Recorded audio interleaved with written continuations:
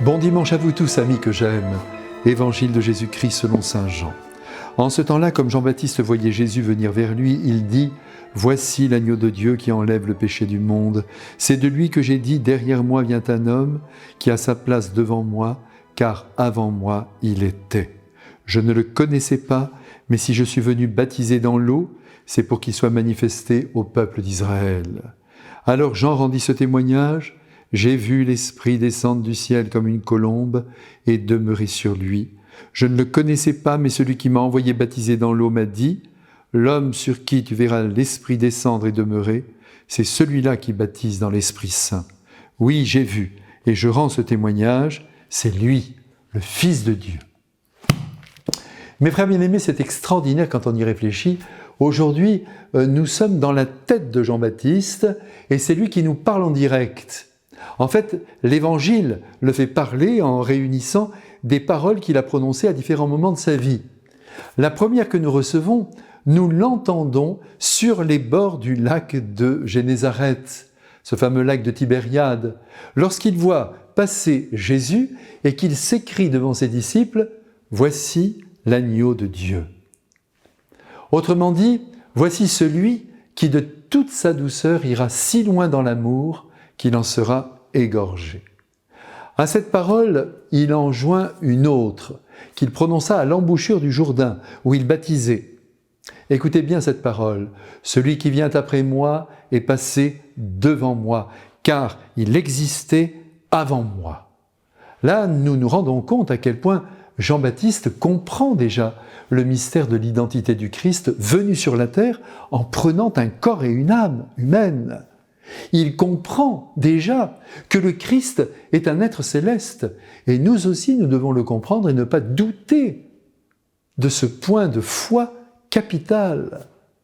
Si le Christ n'est pas Dieu, je dois quitter ma soutane, ne plus communier, ne plus me confesser, tout ça n'a plus aucun sens. Et entre nous, existe-t-il une idée plus folle que personne n'aurait pu inventer? Et la voici cette idée. Faire prendre une peau humaine à Dieu, intouchable, invisible, impassible. D'ailleurs, les autres religions monothéistes n'admettent pas cet anachronisme, cette folie. Dieu est Dieu et l'homme est l'homme. Voilà ce qu'ils disent. Et pourtant, le Christ n'est pas un grand sage, comme il y en a eu, et comme il y en aura beaucoup encore. Il est Dieu, et nous le verrons après la mort. En envoyant son Fils dans le monde, Dieu a voulu nous montrer comment l'homme, sa créature, sortie de ses mains, devait se conduire pour rencontrer le bonheur temporel et éternel, ou si vous préférez, pour s'accomplir pleinement en tant qu'homme. Par toute sa vie, par ses actes, par ses paroles, le Christ a placé l'amour, vous le savez, comme source et sommet de toute la vie. Et il a laissé sa peau pour nous le faire comprendre.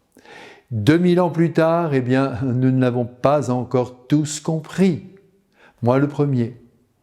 En Jean-Baptiste, les choses sont claires, ou du moins elles le sont devenues, le jour où notre Seigneur Jésus-Christ s'est glissé dans la file des pécheurs pour être baptisé dans le fleuve du Jourdain. Comme vous le savez, Jean-Baptiste a d'abord protesté, il ne voulait pas agir sur celui qui le dépassait en grâce, mais il a dû s'incliner devant la volonté farouche du Christ, et c'est à cet instant qu'il vit devant lui l'Esprit de Dieu planer tel une colombe au-dessus de la tête du Sauveur, et un fait de ce genre ne s'oublie pas, d'autant plus que, et je vous le rappelle, Jean-Baptiste avait été prévenu mystiquement que celui sur lequel il verrait l'Esprit descendre et demeurer était bien le Messie.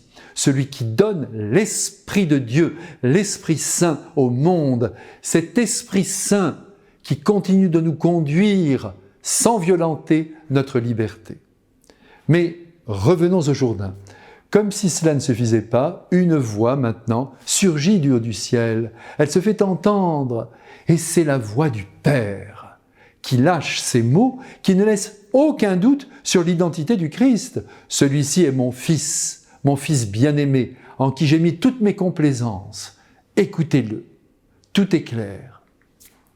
Moi j'ai vu, dit-il, et je rends ce témoignage, C'est lui le Fils de Dieu. Ce sont les mots de Jean-Baptiste.